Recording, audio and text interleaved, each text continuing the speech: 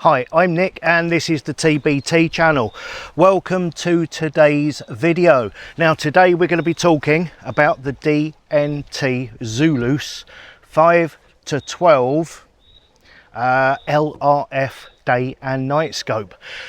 This is the second video that I'm making on this scope. The first one was just to look at it, look through it at night. Looking through these things at night isn't as easy as you'd think, not in June. It doesn't get dark until very, very late. And it's been very, very hot as well, so I've been disinclined to do it. But today it's a little bit cooler, a little bit breezier. I don't know when these have to go back because I'm only being lent them for these videos. So I thought I'd better get on and do a shooting video. So we are going to be taking a look at, in the first one I mentioned the ballistics calculating tables and all the witchcraft that's inside of the gun, and that's what we're going to take a look at today on my Reximex Meta Plus PCP air rifle. And as if by magic, here it is in front of me. This is the unit here. I keep banging on about this, but it is so much smaller, lighter and more compact than I expected it to be. If I just take my little squeaker off the back, the eyepiece there, that is it. That is, what is it, a 5 to 12? What's the magnification on this one? It's a 5 to 20. A 5 to 20 magnification day and night scope with a laser rangefinder built in and software inside it that will compensate for hold under and hold over. Now that's what we're going to look at today. The electricity inside of here, the laser rangefinder will go ping, that is X amount of meters away. You've set your zero for this much. You've told me your pellet is going at this speed. It weighs that much and your scope's this much above. Lots of different parameters. That's really what I'm going to be trying to get right today, I'm guessing. And it's going to say, well, you want to aim here.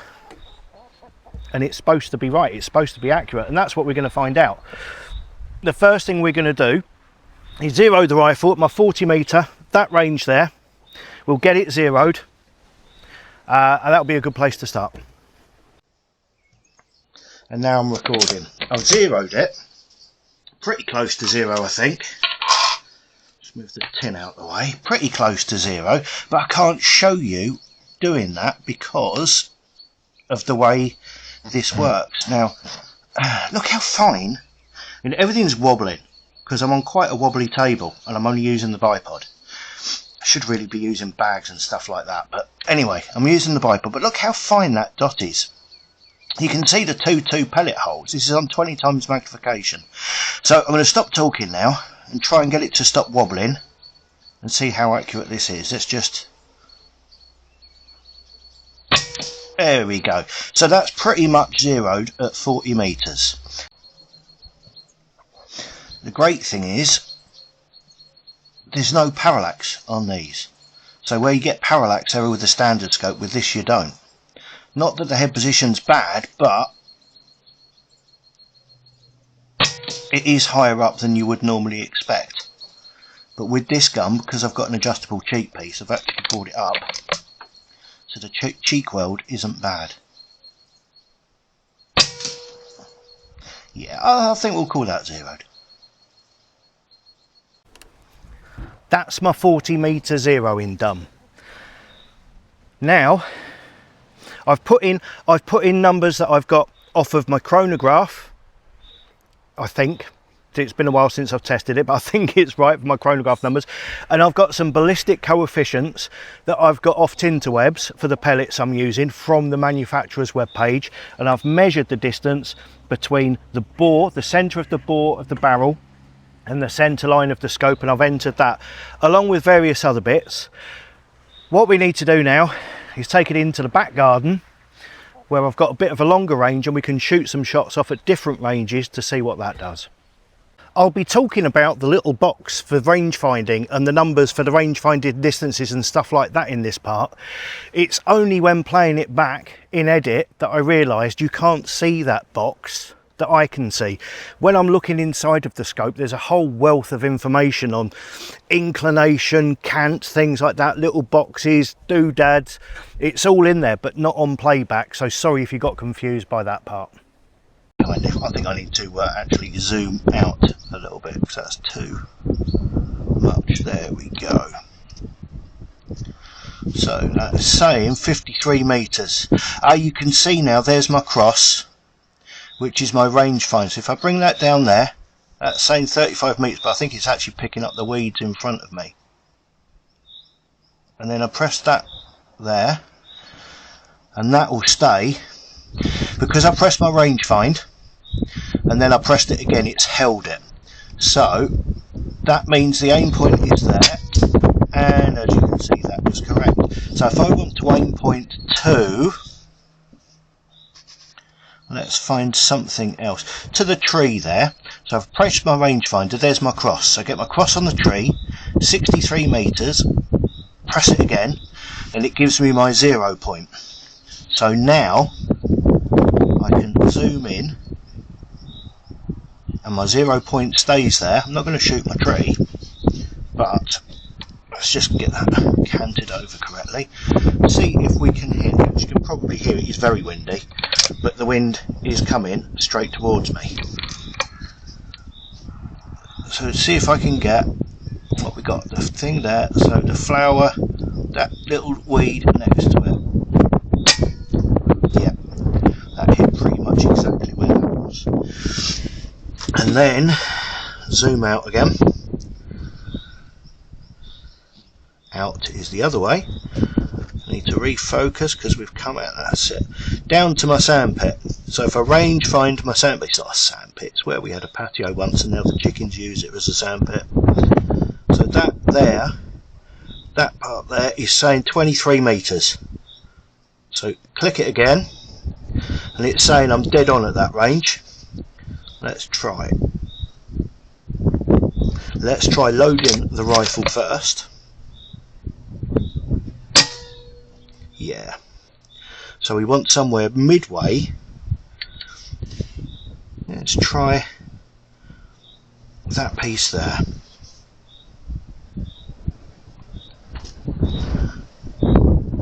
So get the rangefinder reticle down to it, 29 metres. Click it again. It's giving me a little bit of hold under.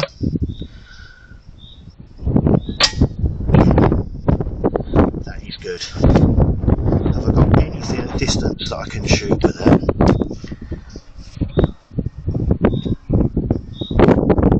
I need to put a target out there down the bottom, don't I? Yeah, I'll do that. I've put a cardboard box at the end of the garden. So we're on 5 times magnification at the moment. So that's saying it's 72 metres away. Press my rangefinder again. It will put my cross on there. Now what that means is, once that's in position, I can zoom in using my digital zoom. That's on 15. There we go. That's on 20 times magnification. So now let's load it and see how close that is. If I go for that one, we might be able to see the hole. In fact, if I focus it, it might be an awful lot better.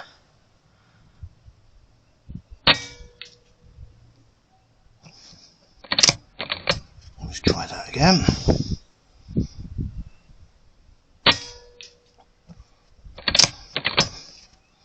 And again.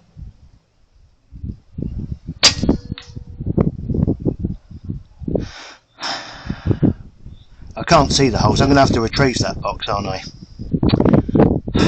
Let's go and get it. Right, I'm actually reloading my magazine at the moment. You're just seeing what the scope's seeing, but I'm actually reloading my mag. I went down and looked at that box, and the wind, which as I mentioned before, is going, as well as coming towards me, it's going right to left, and it is quite strong. And when I got down there, it pushed the pellets. Let me just pop my magazine in, and I can show you. So we've got the box there. So I was aiming for that logo there, and the pellets are actually there. So an inch or two low, and they've been pushed across to the left.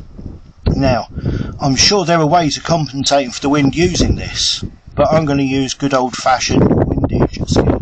But also because they've dropped, I ran the gun over the drone, and I was 7 meters a second out. I just put what did I put? I've just put 260 meters a second because it's a round number. It's actually 253. So I've adjusted that, and we're going to try that again. And I'm going to take more time with the shots because I've forgotten how accurate this gun is, and with this scope on board, it's really quite good. I'm loving the fineness of this reticule. So let's get out of there, range find again. Get out a bit more. There we are. So we need to find my range finding cross, pop him on there, 72 meters, hit it again, and I get my reticle. Then I can zoom in, and knowing that from there it went across to here, that means I want to go from there across to there. But the wind's just dropped. But let's try that as an aim point. You can actually see that shot.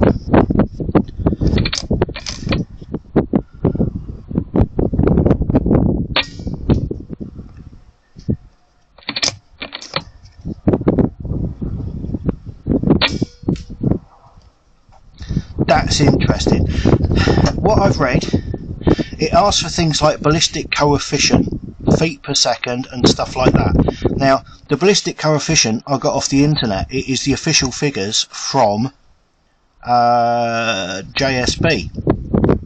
But the trouble with official figures is that is a variable. Ballistic coefficient changes with velocity, the type of barrel you're using, all kinds of stuff. So I've got the correct velocity of the pellet in there now, but it's still dropping a little bit, so my ballistic coefficient needs adjusting, which I will do off camera because I can't do it while you're watching me now.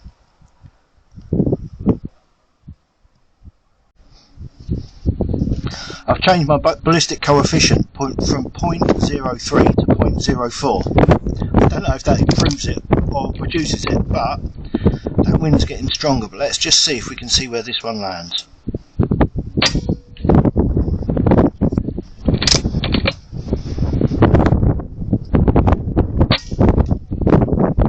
So that's actually lower. Just checking. Plenty of air, I'm not dropping off the reg. So again, I'm going to pause, change it in the other direction. I have changed my ballistic coefficient from 0.03 to 0.04, and now I've changed it to 0.02. So let me range find that again. Then zoom in again. Now this wind is playing hob with my actual testing of accuracy, but I think you're getting the idea of what this ballistic reticle can do. No, I haven't loaded it. Let's load it. So about there. I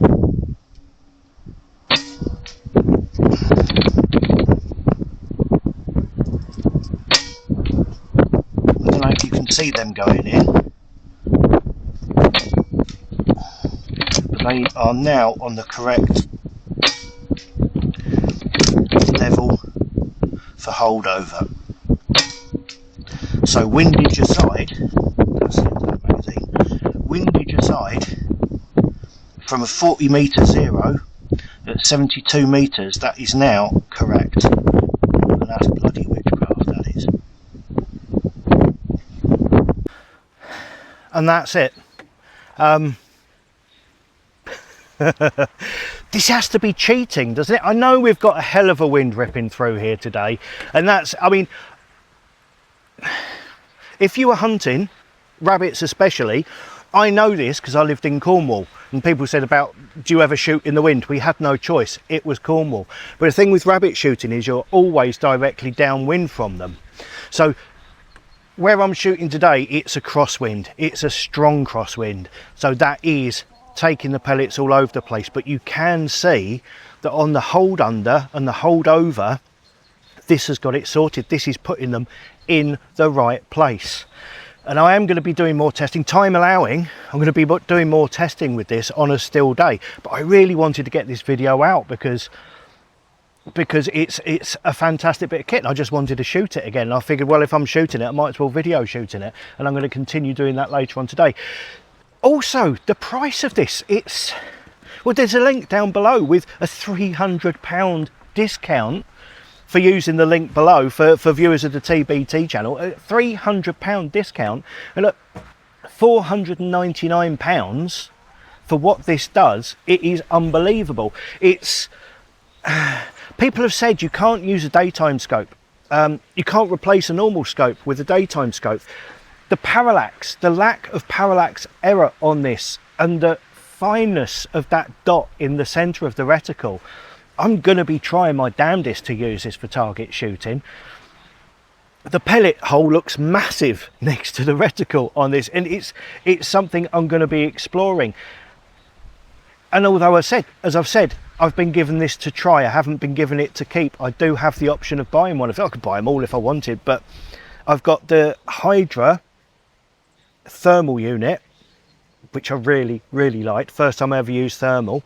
Then they sent me this one, the Zulus day and night, and as a daytime scope I absolutely love it. I love the rangefinding, I love the ballistic coefficients and all that kind of thing. I love it. And then if it gets dark and I want to carry on shooting tin cans, I can. And I would keep this one simply because it can do that, and I like it enough that I would pay that much for it. I really would. But I've got one more scope to test, the Thermite. And the Thermite is one of these with a thermal unit built in. That's the only fly in the ointment. Is that going to be the one that I keep, or will it be this one? I don't know yet, but we'll find out in the next video, because the next videos are going to be, or the next ones on day-night scopes and thermal, etc., are going to be on the Thermite scopes. Please like, subscribe, hit notifications. Thank you so much for watching, and goodbye.